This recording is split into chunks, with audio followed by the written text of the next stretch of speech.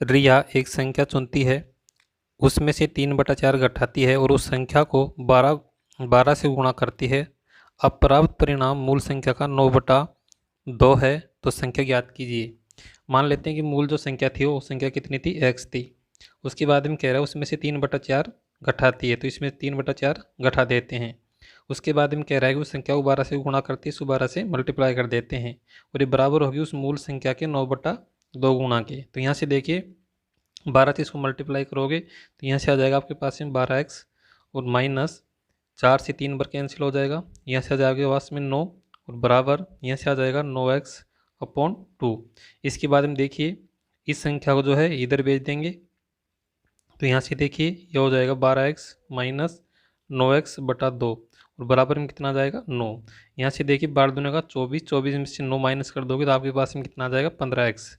इधर का देखो आपके पास में आ जाएगा 15x, 15x बराबर और ये 2 इधर जाके गुणा हो जाएगा, कितना हो जाएगा 18। आपके पास में x बराबर कितना आ जाएगा, x बराबर आ जाएगा 18/15। 18/15 जैसे आप हल करोगे तो आपके पास में आंसर आ जाएगा 1.2। ऑप्शन नंबर कौन सा है, ऑप्शन नंबर 2 जो आपका राइट आंसर होगा 1.2। अगला क्वेश्चन देखिए, अगला क्वेश्चन है एक राशि को ए बी सी और डी के बीच क्रम से 4:7:11:13 के अनुपात में वितरित किया जाता है। यदि सी को बी से 2800 रुपये अधिक प्राप्त होते हैं तो ए के हिस्से और डी के हिस्से के बीच में अंतर कितना है। ए और डी के बीच में अपन को अंतर पूछा है कि इनके बीच में अंतर कितना है। तो यहाँ से देखिए इस क्वेश्चन को कैसे करोगे।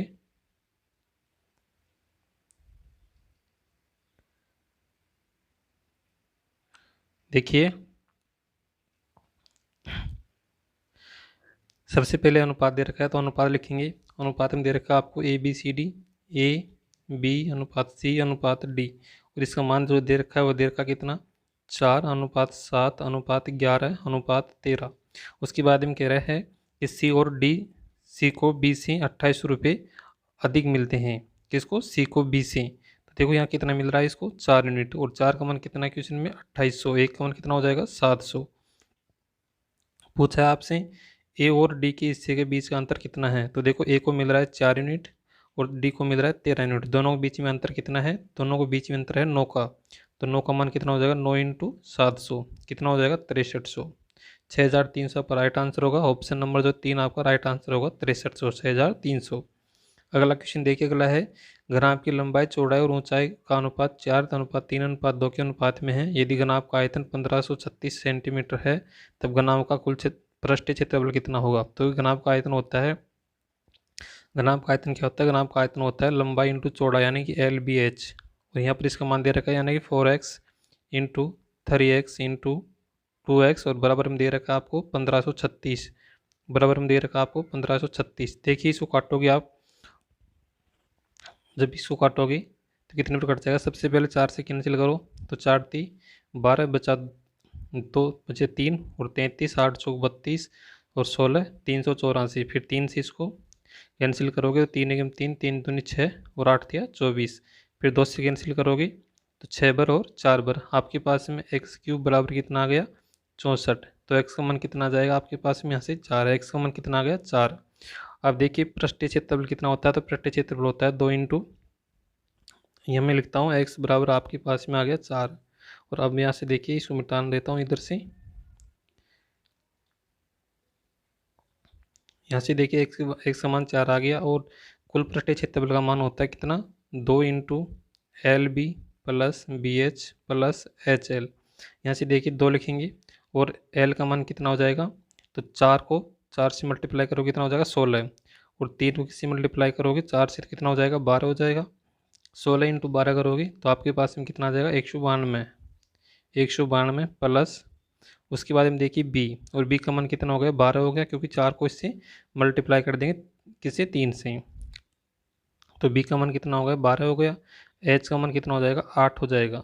12 × 8 करोगे तो इसका मान कितना हो जाएगा 12 × 96 प्लस यहाँ पर देखिए एच का मान 8 हो गया, एल का मान 16 हो गया। 16 × 8 करोगे तो कितना हो जाएगा 128 प्लस में 128। तो यहाँ से हो जाएगा 2 × और कितना हो जाएगा, तो ये हो जाएगा, इनको जोड़ोगे तो 416, इन तीनों जोड़ोगे कितना हो जाएगा 416, तो ये आ जाएगा आपके पास में 832।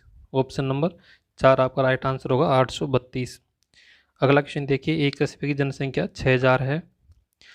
यदि पुरुषों की संख्या में 8% की वृद्धि होती है और महिलाओं की संख्या में 10% की वृद्धि होती है तो जनसंख्या 6500 हो जाती है, तो कस्बे की महिलाओं की संख्या कितनी है।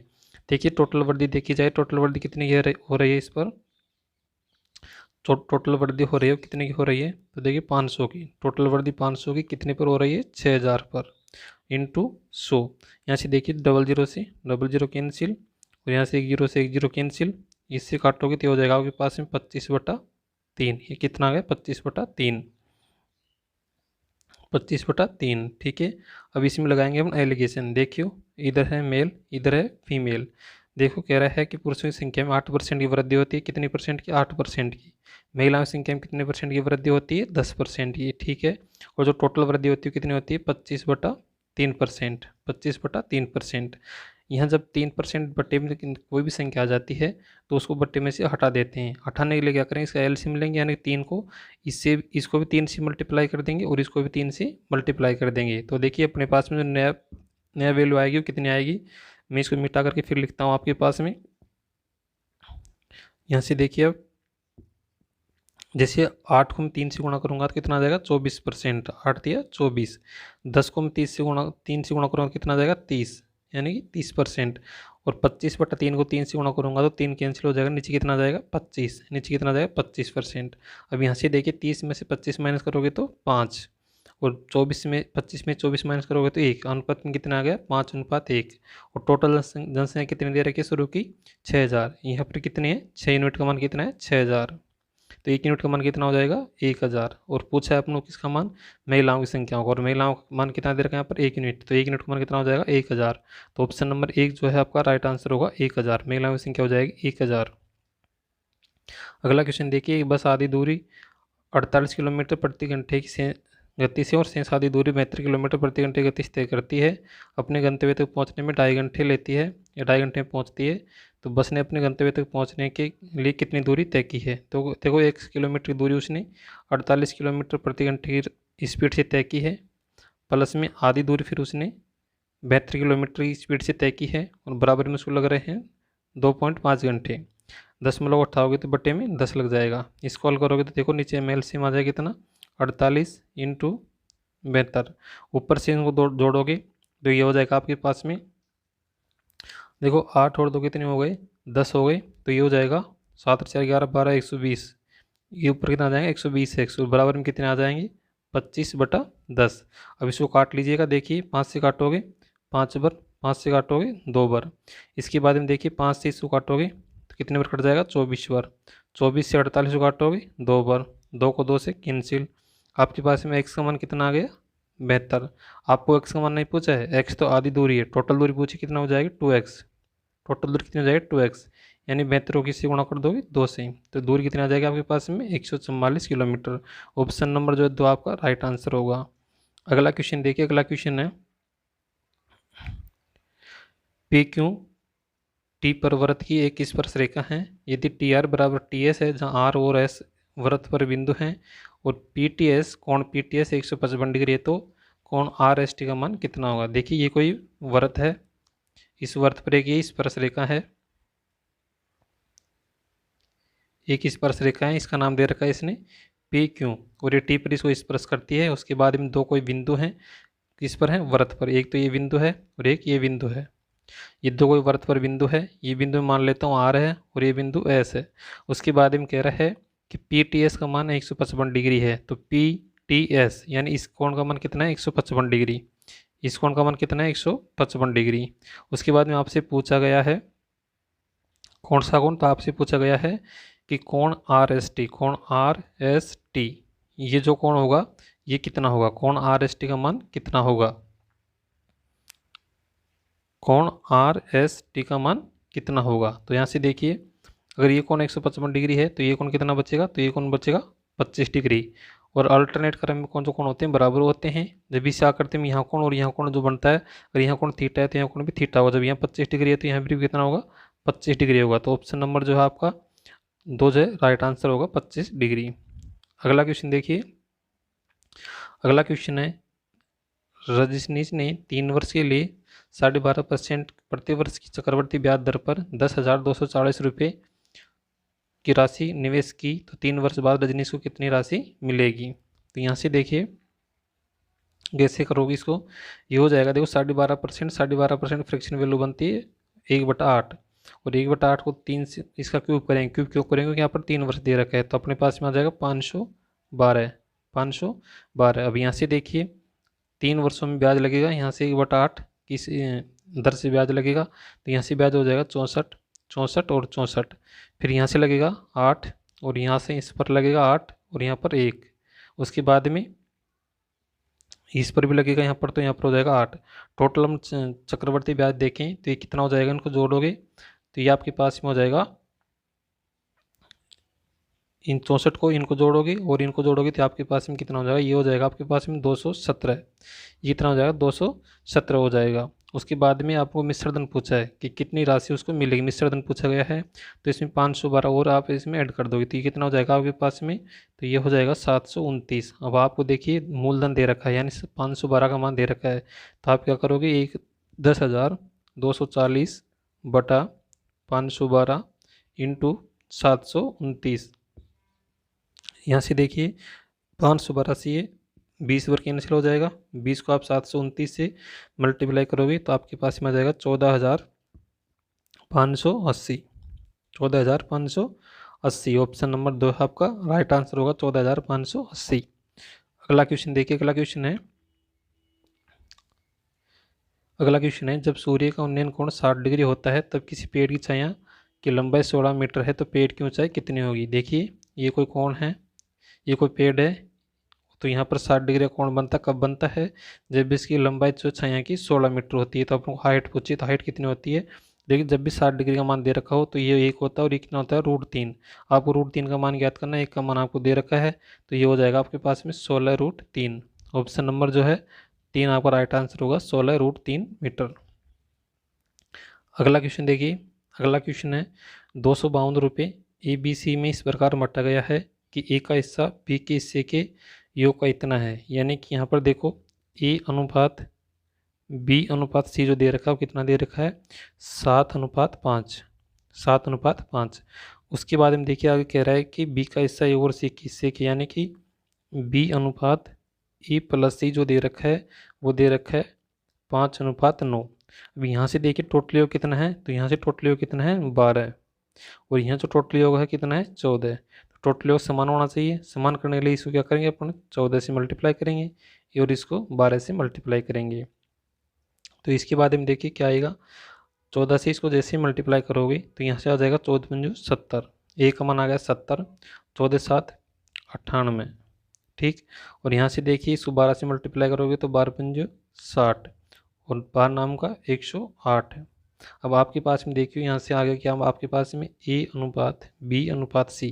देखो A का मान कितना आ गया, 70, A का मान कितना आ गया 70, B का मान कितना आ जाएगा, यहाँ से देखिए B का मान कितना आ जाएगा आपके पास में, B का मान आ जाएगा 60। कहाँ से आ जाएगा, तो B का मान आप यहाँ से देखो 60 ही आ रहा, B का मान कितना है, 60 है। और C का मान कितना आ जाएगा, तो C का मान आ जाएगा आपके पास में 108 में से आप 70 माइनस कर दोगे तो C का मान आ जाएगा, और ये आ जाएगा आपके पास में 38। ये कितना आ जाएगा, 38। अब यहाँ से देखिए अगर इन तीनों को जोड़ोगे तो ये कितना आ जाएगा आपके पास में, और देखो इन तीनों को जोड़ोगे तो इनका जोड़ का मान कितना दे रखा है, 252। 252। और पूछा है इसमें C का हिस्सा कितना है, यानी आपको 38 का मान इसमें पूछा गया है। जब आप इसको जोड़ोगे तो ये हो जाएगा आपके पास में 168। आपसे ये 38 का मान इसमें पूछा गया है। तो यहाँ से देखिए 200 काटोगे, 2 से काटोगे तो ये कट जाएगा 84 बार, और ये कट जाएगा 19 बार। फिर 84 से आप इसको काटोगे तो ये कट जाएगा 3 बार, और 3 × 19 करोगे तो 19 × 57। ऑप्शन नंबर ए जो आपका राइट आंसर होगा। अगला क्वेश्चन देखिए। साइमन के पास 220 मीटर लंबा और 165 मीटर चौड़ा एक आयताकार तालाब है। वो 10 रुपये प्रति मीटर की दर से रस्सी की 2 घेरों की बाड़ लगाना चाहता है, तो बाड़ लगाने की लागत कितनी होगी। सबसे पहले बात करें इसके परिमाप की। परिमाप होता है आयत का 2 × लंबाई प्लस चौड़ाई, 2 × लंबाई प्लस चौड़ाई। यहाँ से देखिए 2 इंटू आप करोगे 210 प्लस 165, तो ये आपके पास में आ जाएगा 750। कितना आ जाएगा 750, लेकिन ये दो घेरों में बांट कर रहा है ना, तो इसके परिमाप को यहीं से 2 गुना कर दो तो कितना हो जाएगा 1500 मीटर। अब यहाँ से देखो 10 रुपये प्रति वर्ग पर 10 रुपये प्रति मीटर की स्पीड से खर्च हो रहा है, तो इसको 10 से सीधा गुणा कर दो तो आपके पास में कितना आ जाएगा 15,000। ऑप्शन नंबर जो आपका एक राइट आंसर होगा 15,000। अगला क्वेश्चन देखिए, अगला क्वेश्चन है अगला क्वेश्चन है नल ए जो है किसी टंकी की 2/3 भाग को 8 घंटे में भरता है। तो आप इसको ऐसे नहीं पढ़ोगे, इससे वो ऐसे पढ़ोगे कि नल ए किसी टंकी को 2/3 भाग को 8 घंटे में भरता है, यानी पूरे भाग को कितने दिन समय में भरेगा। तो यहाँ से देखिए 2 से इसको काटोगे, 4 बोर्ड 4 को 3 से मल्टीप्लाई कर दोगे तो 12, यानी कि 12 घंटे में, यानी कि ए जो है उसको कितने घंटे में भरेगा 12 घंटे में। आगे कह रहा है कि बी टंकी के 3/4 भाग को 12 घंटे में भरता है, तो पूरे भाग कितने घंटे में भरेगा, इसको इससे काट दोगे 4 बच जाएगा तो यानी 16 घंटे में। बी कितने घंटे में भरेगा 16 घंटे में। और सी जो है उसको 8 घंटे में खाली कर देता है, सी उसको 8 घंटे में खाली कर सकता है। तीनों का एलसीएम लो कितना आ जाएगा 48 आ जाएगा। यहाँ से इफिशियंसी निकालोगे तो 12 चौक 48, 16 48 और 8 छक्का 48। देखिए बढ़ने वालों की क्षमता कितनी है 7 है, खाली करने वाली क्षमता कितनी है 1 है। तो कितनी क्षमता टंकी भरेगी 1 की क्षमता से, क्योंकि 7 में से -6 कर देंगे तो 1 आ जाएगा। और 1 की क्षमता जब भरेगी तो टोटल काम कितना है 48 काम कितने घंटे में कर देगी 48 घंटे में। ऑप्शन नंबर जो 4 आपका राइट आंसर होगा। अगला क्वेश्चन देखिए 60 लीटर के एक मिश्रण में 60 लीटर के एक मिश्रण में दूध और पानी का अनुपात 2:3 है। दूध है और पानी है, इसका अनुपात कितना है 2:3 है। उसके बाद में कह रहा है कि यह अनुपात 7:9 हो जाता है, कि 7:9 हो जाता है तो मिलाए जाने वाले दूध की मात्रा कितनी है। पानी तो इसमें यथावत है तो पानी की मात्रा को सेम कर देंगे, सेम करने के लिए इसको 3 से मल्टीप्लाई, तो यहाँ भी 3 से मल्टीप्लाई। अब यहाँ कितना हो जाएगा 6 हो जाएगा और यहाँ कितना हो जाएगा 9 हो जाएगा। यहाँ 6 हो गए, यहाँ पर 7 हो गए, यानी कितने मिलाया गया 1 लीटर। कितने मिलाएगा 1 लीटर।